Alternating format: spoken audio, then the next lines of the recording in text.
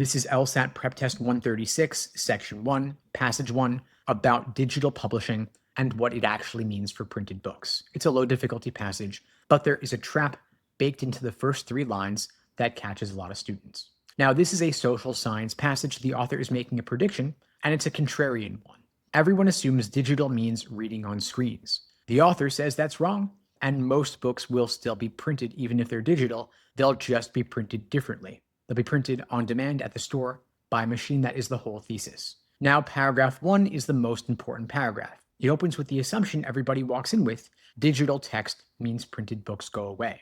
Then the author hits you with the phrase, "I believe," and that is your signal. Everything before it is the view the author is rejecting. Everything after it is the actual argument. The prediction here is specific. Files get sent digitally, but a machine at the point of sale prints and binds the book right there. It looks identical to a factory book. And because the catalog is digital, you get access to everything, including books that would have been out of print. You want to read this paragraph slowly because if you misread it as pro e-reader, every question is going to be harder. Now, paragraph 2 is cleanup. It explains why print on demand is cheaper. There's no warehouses, no shipping to wholesalers, no retail shelf space, no unsold books getting returned.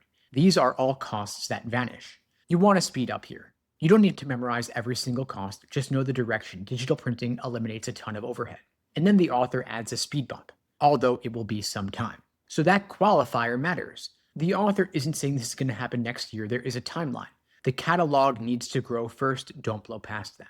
Now, paragraph 3 is where the money story kicks in. All those costs from paragraph 2, they currently eat into publishers' revenue. And when they disappear, someone gets that money. The author says it's the authors. Literary agents will push for bigger royalty shares, and that logic is pretty tight. But big publishers aren't going to want to play along. They are invested heavily in the old system with warehouses, printing presses, and distribution networks. They're not going to abandon all of that overnight. So the first movers are going to be small, upstart digital firms with nothing to lose. And once those firms start winning authors, traditional publishers are going to get squeezed. They're going to either cut their overhead and pay authors more, or they're going to lose talent. That is the chain. Cost savings lead to author leverage, which leads to industry restructuring. Then the passage wraps up by zooming out.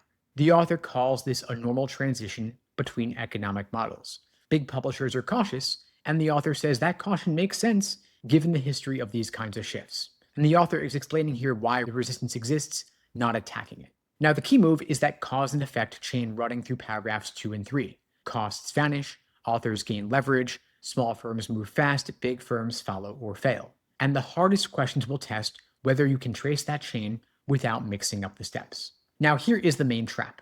The passage opens with screen-based reading. That is the common assumption. And the entire argument is built to reject it. But if you read too fast and you walk away thinking this passage is about ebooks replacing print, you're going to grab wrong answers that sound right.